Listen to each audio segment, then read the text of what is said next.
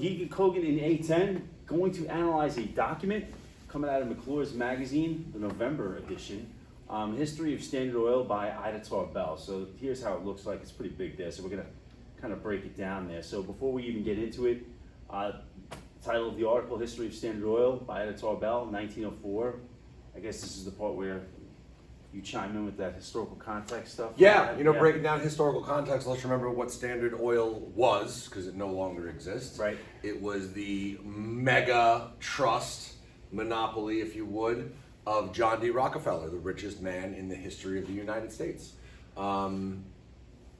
Ruthless business owner, business tactics, built a empire from scratch on refining oil. And I think his net worth today, if you account for inflation, is something like $700 billion. Wow.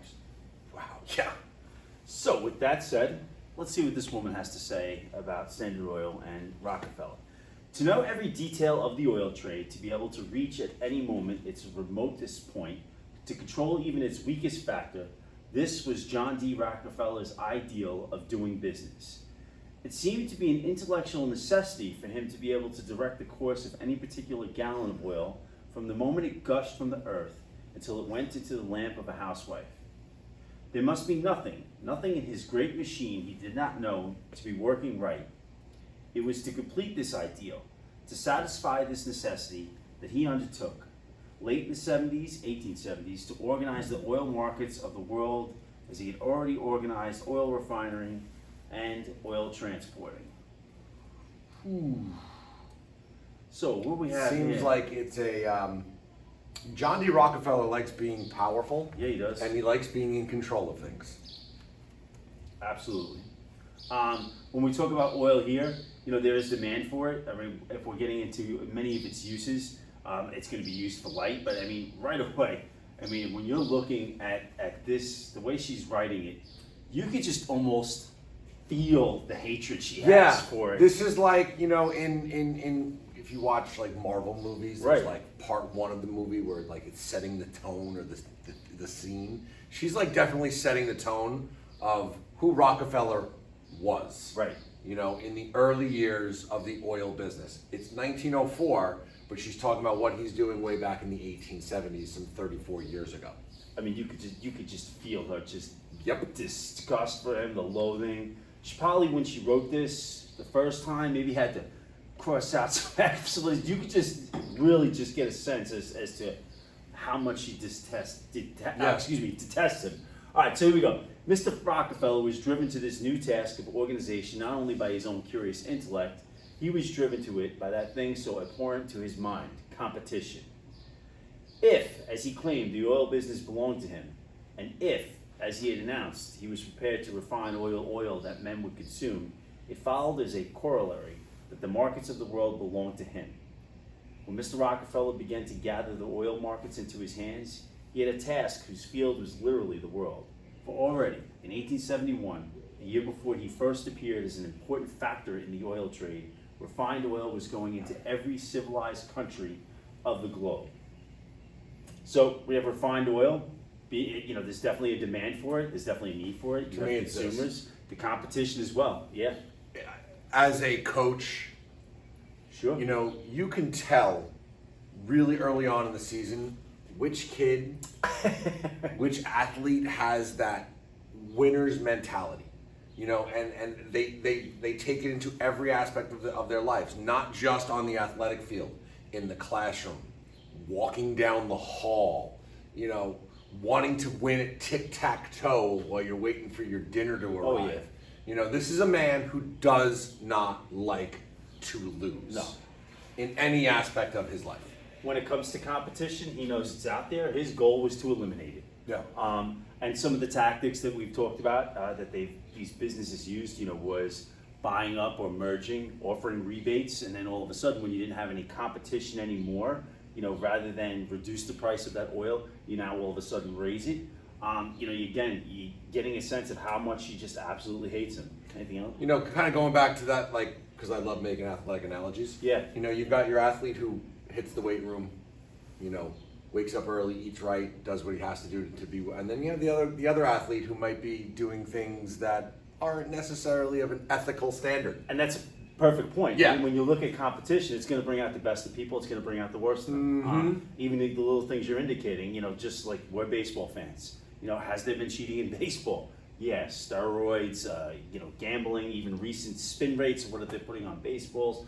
Yeah, but like again, the Yankee pitcher Garrett Cole. like for example, when you're looking at it, competition is going to bring out the best in people. It's going to bring out the worst in them.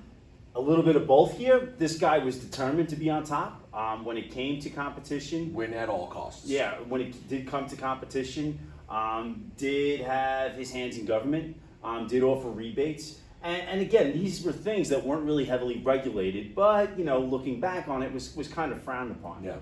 Anything else we need to add with this one? Nope. All right, so let's finish up with this one. Of the 5.5 million barrels of crude oil produced that year, the world used 5 millions, over 3.5 of which went to foreign lands. This was the market which had been built up in the first 10 years of business by the men who had developed the oil territory and invented the processes of refining and transporting. And this was the market, still further developed, of course, that Mr. Rockefeller inherited when he succeeded in corralling the refining and transporting of oil. It was this market he proceeded to organize, but the Standard Oil agents were not seen into a territory back in the 70s simply to sell all the oil they could by efficient service and aggressive pushing. They were sent there to sell all the oil that was bought. The coal oil business belongs to us, was Mr. Rockefeller's motto.